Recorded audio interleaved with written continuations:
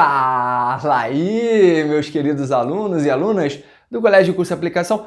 Suavezinho, tranquilidade pura, professor Rodrigo Alberoni de História pintando aqui na sua telinha para mais uma videoaula especial para vocês. Hoje trago o tema 3 da nossa unidade 1, conflitos sociais e políticos no campo.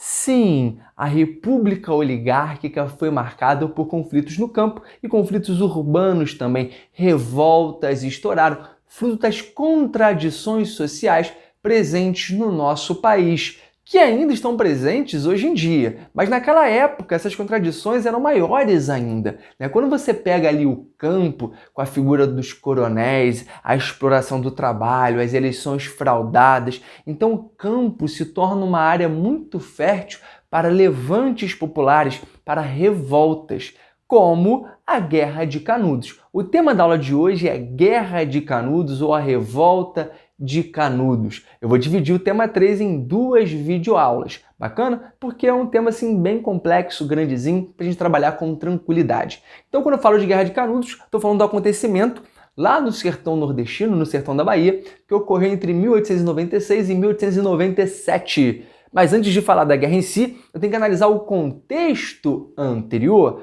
as motivações desse conflito popular no campo, lá no sertão da Bahia. E quando eu falo desse conflito, eu lembro da figura que estava por trás da liderança do Arraial de Canudos, né, do Arraial da Fazenda Belo Monte, ele, Antônio Vicente Mendes Maciel, vulgo Antônio Conselheiro. Quando analiso a vida de menino Toninho, do Antônio Mendes Maciel, a gente vê que ele tem uma vida ali de classe média baixa no Ceará. Ele é de origem do Ceará, o seu pai era um pequeno comerciante e o Antônio sonhava em ser padre. Então, pequenininho ele estudava, foi alfabetizado, lia a Bíblia, frequentava a igreja, ele era católico fervoroso, ele queria ser padre.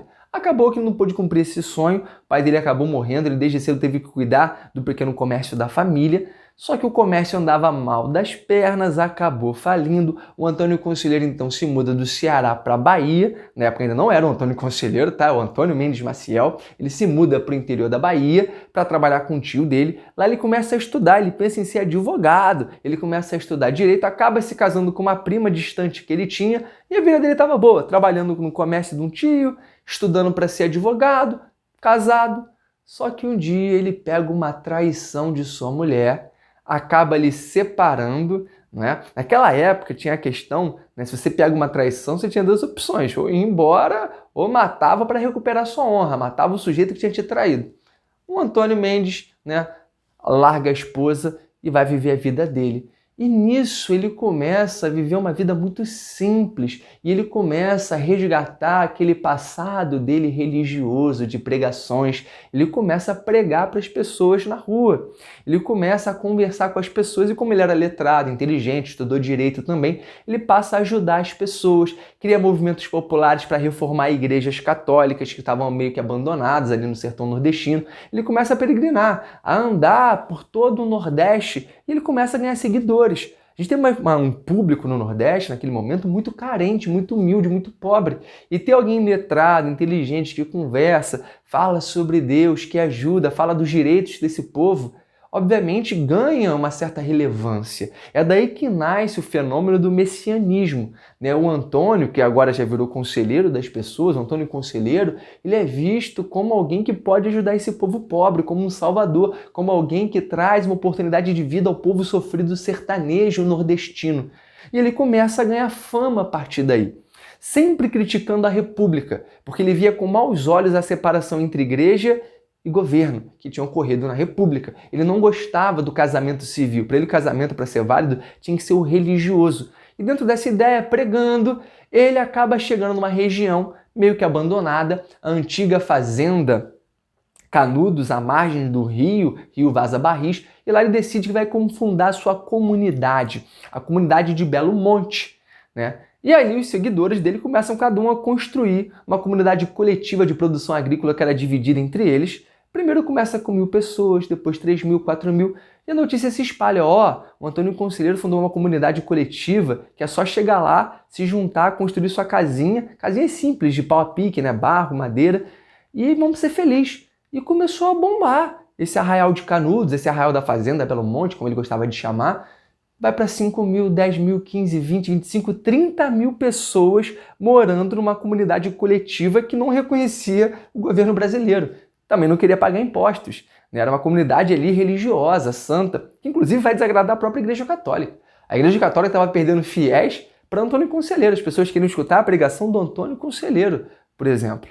Então é nesse contexto que uma comunidade popular, pobre, se une, trabalham juntos, que vai gerar um grande desagrado para os coronéis locais. Eles estão perdendo controle político e mão de obra barata. Para a igreja que está perdendo fiéis também. Eles vão começar a pressionar o governo da Bahia a tomar uma atitude.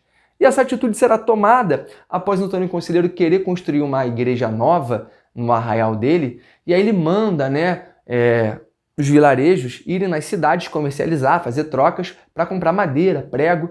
Só que essa madeira e esse prego nunca são entregues em Canudos, o que leva o grupo de conselheiros a reclamar, causar alvoroço na cidade, e a partir daí, o governo da Bahia vai enviar a polícia para atacar o arraial de Canudos.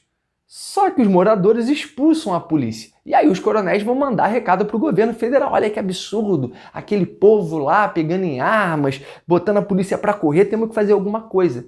E aí serão enviadas expedições militares para destruir Canudos, visto como uma ameaça à República Brasileira. Vão acusar o Antônio Conselheiro de ser um monarquista, de querer acabar com a República, de não reconhecer o governo. E aí expedições militares são enviadas, só que o arraial sobrevive a essas expedições.